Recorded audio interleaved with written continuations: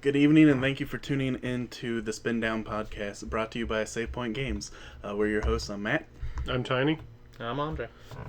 Tonight, we will be talking about becoming a more competitive player, and we'll also be talking about the price of Magic and if it's barring entry to players.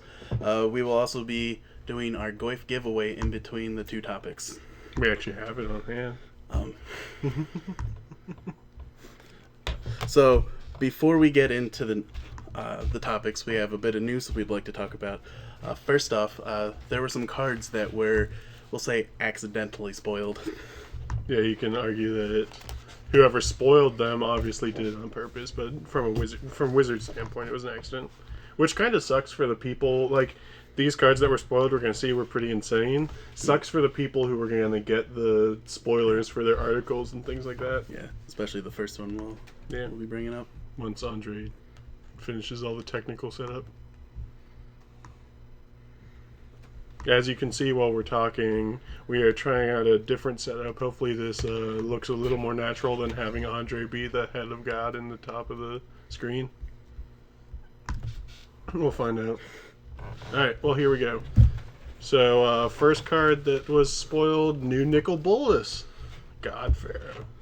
I mean, this guy is super sweet. I think we were all expecting him. Yeah. Yeah. Yeah, like what Nicol Bolas, like it's gonna look, the last one was a 7-drop also, right? It Yes. was an 8-drop. Yep, he's right there. He's a 7-drop. Eight. Or he's 8-drop. 8-drop. Yeah, 8-drop. I can count. I promise. I promise. So we always expected him to be like above 6-drop, and most of the time the planeswalkers that are above 6-drop have abilities that are just insane, just game changing, and now we have one with 4 abilities. Yeah. I think he's going to be a sweet target for our Aetherworks Marvels once we lose Ulamog. Yeah. We might even see him played with I him. don't know. I think it's decidedly for after Ulamog Yeah. rotates. I don't know. I think Chandra at the moment is a lot better of a planeswalker to hit. Yeah. All right. Moving on, we have Samut. Samut. That's how I would read it. Yes, Samut. Haven't tested it yet, but apparently it is tested. So someone tell us whether or not it's good. Meh is the word that I have to. I think she fits the formula for four For mana. the 2 color planeswalker. Yeah. Storyline planeswalker. Oh, we should have brought our list.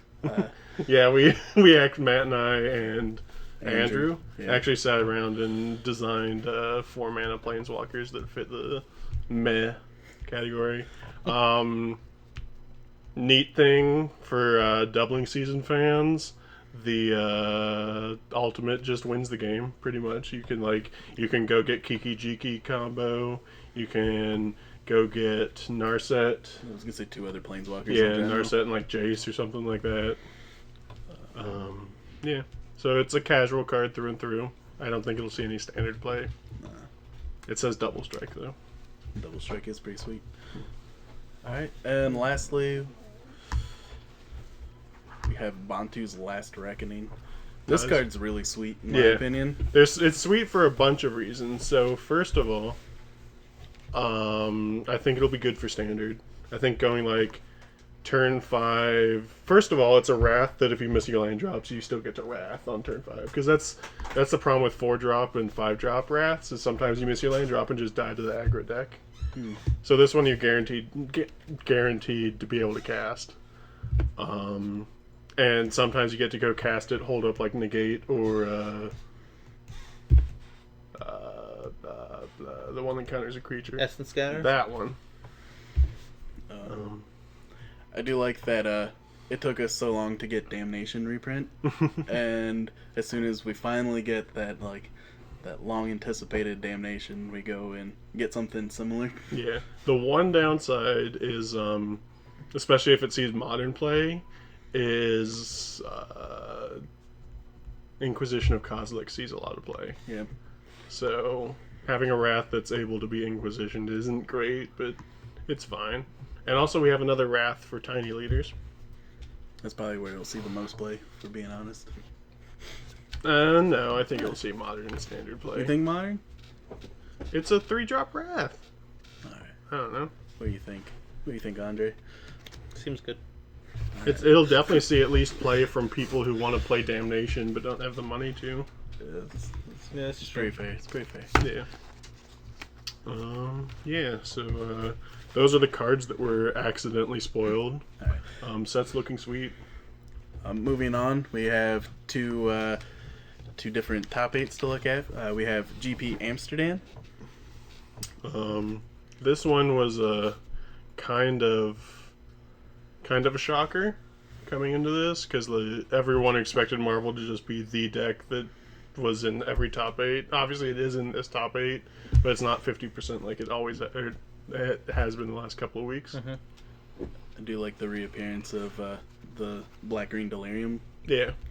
Deck's been really good. People kind of fell off it the last couple of months. I don't know why. It's just strong. Yeah. And I guess but it had a good game against the combo. I don't know. It's just a good deck.